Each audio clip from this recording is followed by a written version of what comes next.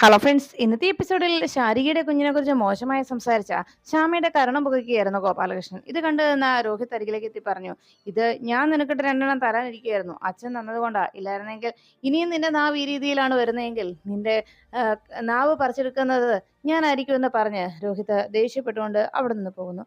ശ്യാമ ആകെ നാണം കെട്ട അവസ്ഥയിൽ ദേഷ്യത്തോടെ മുഖം തിരിച്ച് ശാന്തയെ ഒന്ന് നോക്കിയിട്ട് മാറി നിന്നു.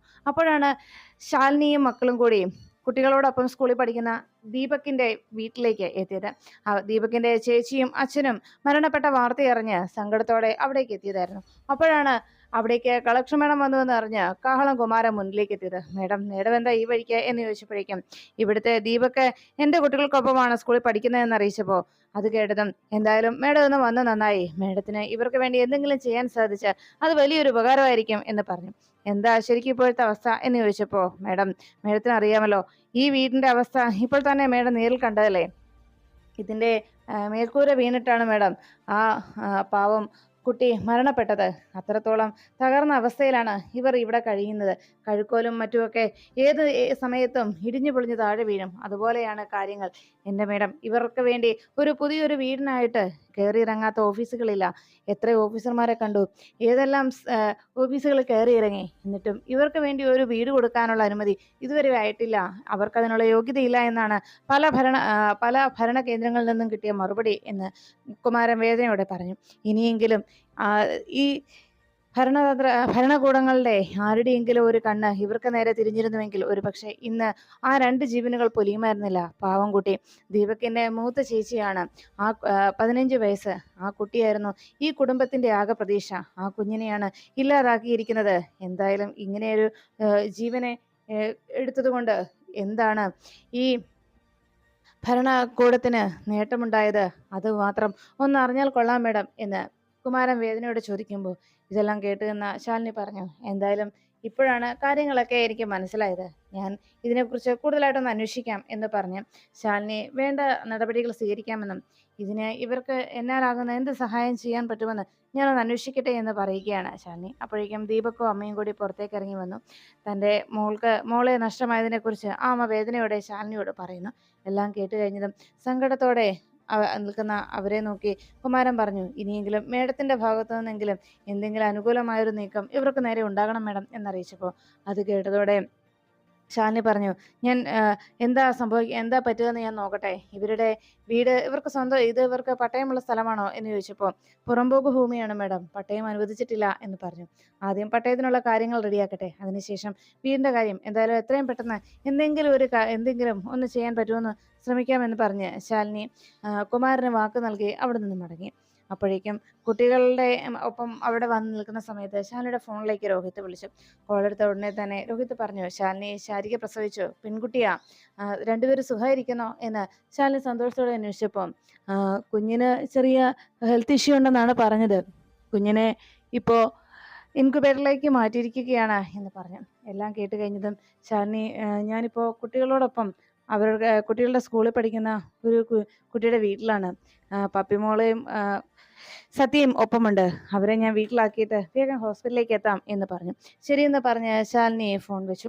അതിനുശേഷം നേരെ ഡെയ്സിയും പ്ലാമൂട്ടിലേക്ക് ആന്റണിയുടെയും ഡേവിസിനെയും കൂടി എത്തുകയാണ്. പ്ലാമൂട്ടിലെ മുറ്റത്ത് വണ്ടി വന്ന് നിർത്തിയതും ഡേസി വല്ലാതെ ടെൻഷനിലായിരുന്നു.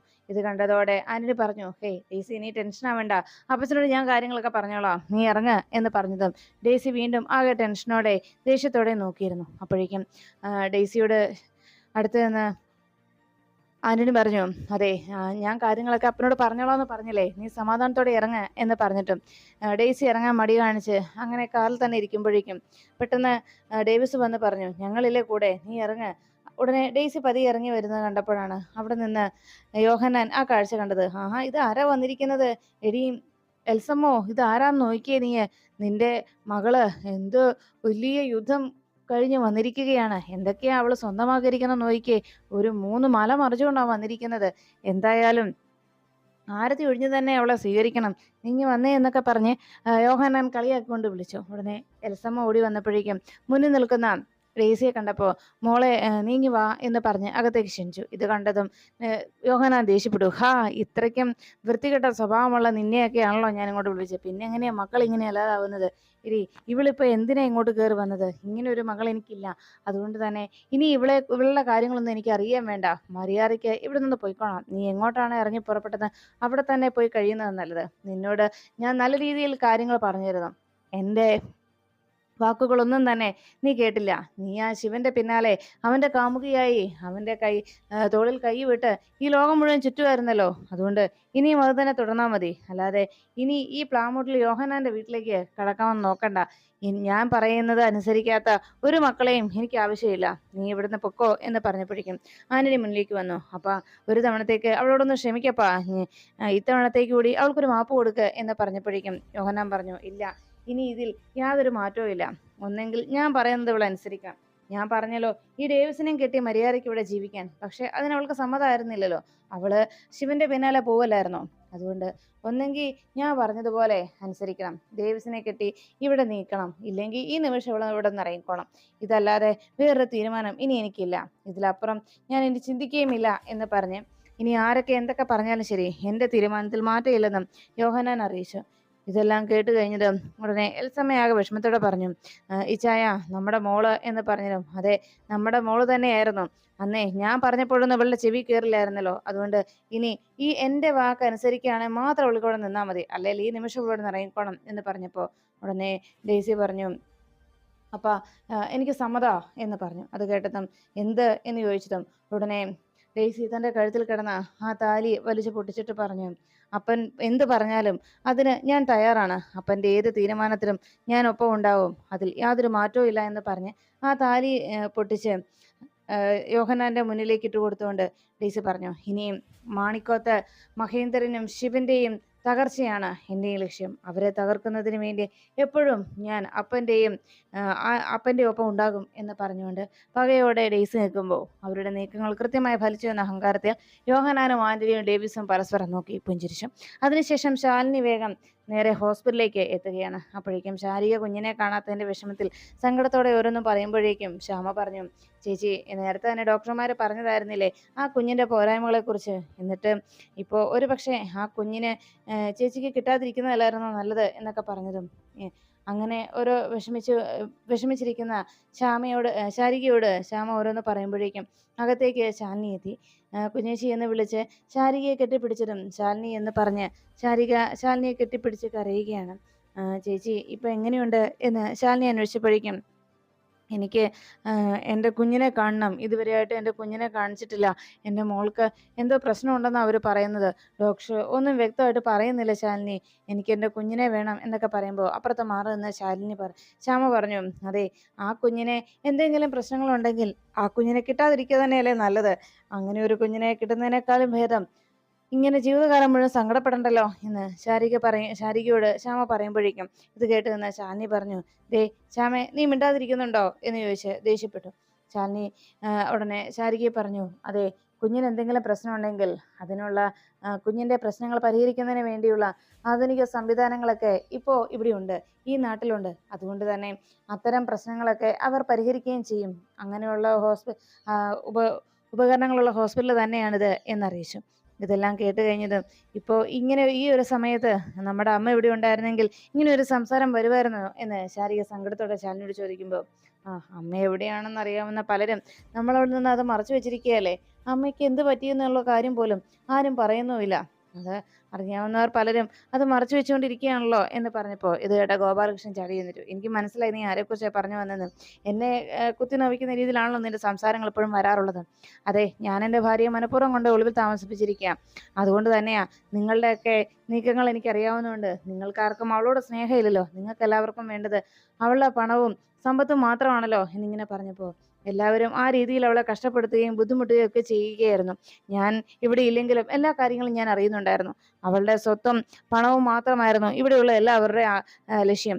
അതുകൊണ്ട് അവൾ ഇവിടെ നിങ്ങൾക്കൊപ്പം ജീവിച്ചാൽ അവളുടെ ജീവന് കൂടി ആപത്താവുമെന്ന് എനിക്ക് തോന്നി എന്ന് ഗോപാലകൃഷ്ണൻ പറഞ്ഞപ്പോൾ ഇത് കേട്ടതോടെ ശാരിക പറഞ്ഞു, അച്ഛൻ എന്താ ഈ പറയുന്നത്? ഞങ്ങൾ അമ്മ എന്തെങ്കിലും ചെയ്യുമെന്നാണോ? അമ്മയുടെ സ്വത്ത് നേടിയെടുക്കാനായിട്ട് ഞങ്ങൾ എന്തെങ്കിലും ചെയ്യുമെന്നാണോ അച്ഛൻ പറഞ്ഞു വരുന്നതെന്ന് ചോദിച്ചപ്പോൾ ഉടനെ ഇത് കേട്ട് നിന്ന ശ്യാമ പറഞ്ഞു, അതെ, സ്വത്തിന്റെ കാര്യം പറഞ്ഞിട്ടുണ്ടെങ്കിൽ അത് ഞാനാ. അത് കാര്യം തന്നെയല്ലേ പറഞ്ഞത്. ഇവിടെ ഇപ്പം വീടും വേറൊരു ജോലിയൊന്നും ഇല്ലാതിരിക്കുന്നത് ഞാനും കുഞ്ഞേച്ചിയും മാത്രമല്ലേ, വലിയേച്ചിയും അല്ലേ. അപ്പൊ പിന്നെ ഞങ്ങൾക്ക് രണ്ടുപേർക്കും ജീവിക്കാനായിട്ട് എന്തെങ്കിലും ജീവിതമാർഗം വേണമല്ലോ. അതിന് ആ വീടും സ്ഥലവും ഞങ്ങൾക്ക് എഴുതി തരാനായിട്ട് ഞാൻ തന്നെ അമ്മയോട് പറഞ്ഞിരുന്നത്. അത് കാര്യമല്ലേ, അതിലെന്താണ് പ്രശ്നമുള്ളത്? ഇവിടെ മറ്റു പലർക്കും സ്വന്തമായിട്ട് വീടും ഉണ്ട്, ജോലിയും ഒക്കെ ഉണ്ട്, വരുമാന മാർഗവും ഉണ്ട്. ഇതൊന്നും ഇല്ലാതിരിക്കുന്നത് ഞങ്ങൾ മാത്രമല്ലേ ഉള്ളൂ. അതുകൊണ്ടാണ് ഞങ്ങൾ അങ്ങനെ ഒരു ആവശ്യം പറഞ്ഞത് എന്ന് ശ്യാമ പറയുമ്പോഴേക്കും ഇത് കേട്ട് എന്ന് ഗോപാലകൃഷ്ണൻ പറഞ്ഞു, കണ്ടോ, ഇതൊക്കെ കൊണ്ട് തന്നെയാ ഞാൻ ഇങ്ങോട്ട് വരുന്നില്ലെന്നും ഇതെല്ലാം അവസാനിപ്പിച്ച് പോയേക്കാമെന്ന് ഞാൻ തീരുമാനിച്ചത്. പക്ഷേ എന്നിട്ടും പോകാൻ സാധിച്ചോ എന്ന് പറഞ്ഞ് ഗോപാലകൃഷ്ണൻ വിഷമിക്കുമ്പോഴേക്കും അവിടേക്ക് ഡോക്ടർ എത്തി. ശാലിനിയോട് ഡോക്ടർ ശാരികയുടെ കുഞ്ഞിന്റെ വിവരങ്ങളൊക്കെ അറിയിക്കുന്നു. കുഞ്ഞിനെ രക്ഷിച്ചെടുക്കാൻ ഞങ്ങളാകും വിധം ശ്രമിക്കുന്നുണ്ട്. ഉടനെ ഒന്നും ഡിസ്ചാർജ് ആയി ഇവിടെ നിന്ന് പോകാൻ കഴിയില്ല. പിന്നെ അന്ന് ഡെലിവറിയിൽ ഉണ്ടാകാൻ പോകുന്ന കോംപ്ലിക്കേഷനെ കുറിച്ച് നേരത്തെ ഞാൻ പറഞ്ഞിട്ടുള്ളതായിരുന്നല്ലോ. കുഞ്ഞിനുണ്ടാകാൻ പോകുന്ന ഡിസബിലിറ്റീസിനെ കുറിച്ചും വ്യക്തമായിട്ട് ഉടനെ ഒന്നും ഞങ്ങൾക്ക് പറയാൻ കഴിയുമായിരുന്നില്ല. എന്തായാലും ഇപ്പോൾ കുഞ്ഞിൻ്റെ അവസ്ഥയ്ക്ക് രക്ഷപ്പെടുത്താൻ കഴിയുമോ എന്ന് ഞങ്ങൾ മാക്സിമം ശ്രമിക്കുന്നുണ്ട്. ഞങ്ങളുടെ ആ ഒരു കഴിവിന് അപ്പുറത്തും നമ്മളെ എല്ലാവരെയും നിയന്ത്രിക്കുന്ന ഒരു ശക്തി മറ്റൊന്നുണ്ടല്ലോ. അതുകൊണ്ട് എല്ലാവരും ആത്മാർത്ഥമായിട്ട് പ്രാർത്ഥിക്കുക. നിങ്ങളുടെ എല്ലാവരുടെയും ആത്മാർത്ഥമായ പ്രാർത്ഥനയുടെ ഫലം കൊണ്ട് തന്നെയായിരിക്കാം ഒരുപക്ഷെ ഈ കുഞ്ഞിനെ ശാരിക്ക് ലഭിച്ചത് തന്നെ എന്ന് ഡോക്ടർ അറിയിച്ചു. ബാക്കിയെല്ലാം ദൈവത്തിന്റെ തീരുമാനം പോലെ നടക്കട്ടെ എന്ന് പറഞ്ഞ് ഡോക്ടർ ശാലിനിയോട് വിവരങ്ങൾ പറഞ്ഞിട്ട് അവിടെ നിന്നിറങ്ങുന്നു. ഈ സമയത്ത് ആകെ തനിച്ചു നിൽക്കുന്ന ശിവന്റെ അരികിലേക്ക് ചന്ദ്ര എത്തി. ഏട്ടൻ എന്തെങ്കിലും ആലോചിച്ച് നിൽക്കുന്നത് എന്ന് ചോദിച്ചതും ഉടനെ ഡെയ്സിയെക്കുറിച്ച് വിഷമത്തോടെ ശിവൻ പറഞ്ഞു, മോളെ, ഞാൻ സ്ത്രീകളുടെ കാര്യം ആലോചിക്കുകയായിരുന്നു. എത്ര പഠിക്കാൻ ശ്രമിച്ചാലും എത്ര മനസ്സിലാക്കാൻ ശ്രമിച്ചാലും അതിനൊന്നും സാധിക്കാത്ത ഒരു മനസ്സാണ് സ്ത്രീകളുടേത് അല്ലേ എന്ന് ചോദിച്ചതും അത് കേട്ടതോടെ ആകെ വിഷമത്തോടെ ചന്ദ്ര പറഞ്ഞു, ഏട്ടൻ ഇപ്പോൾ പറഞ്ഞ കാര്യം ഞാനൊരു പക്ഷെ സമ്മതിച്ചു തരുമായിരുന്നു. പക്ഷേ ഇപ്പോൾ ഡെയ്സിക്ക് ഏട്ടനോടുള്ള സ്നേഹക്കൂടുതൽ കൊണ്ടാ എന്ന് പറഞ്ഞപ്പോൾ ശിവൻ പറഞ്ഞു, ഞാൻ എത്രത്തോളം അവളെ സ്നേഹിച്ചിരുന്നതായിരുന്നു, എത്രത്തോളം മുമ്പ് ഞാൻ എത്രമേൽ അവളെ സ്നേഹിച്ചതായിരുന്നു എന്ന് ചോദിച്ചപ്പോഴേക്കും അതെന്താ, അത്രത്തോളം സ്നേഹം ഉണ്ടായിരുന്നു എന്ന് മാത്രമേ ഏട്ടനിപ്പോൾ പറയുന്നുള്ളൂ. അപ്പോൾ ഇപ്പോൾ ആ സ്നേഹം ഡെയ്സിയോടില്ലേ? അത് തന്നെയാണ് ഏട്ടാ ഇതിന് കാരണവും. ഏട്ടൻ്റെ ആ ഇഷ്ടവും ആ സ്നേഹവും ഏട്ടൻ്റെ ആ സാന്നിധ്യവും ഒന്നും പിന്നീട് ഡെയ്സിക്ക് ലഭിച്ചില്ല. അതാണ് ഡെയ്സി ഇത്രത്തോളം സങ്കടത്തിലാഴ്ത്തിയത്. ഞാനും സ്നേഹിച്ചല്ലേ വിവാഹം കഴിച്ചത്. അപ്പോൾ എനിക്കും അറിയാൻ കഴിയും സ്നേഹിക്കുന്നവരുടെ മനസ്സെങ്ങനെയാണ് എന്ന്.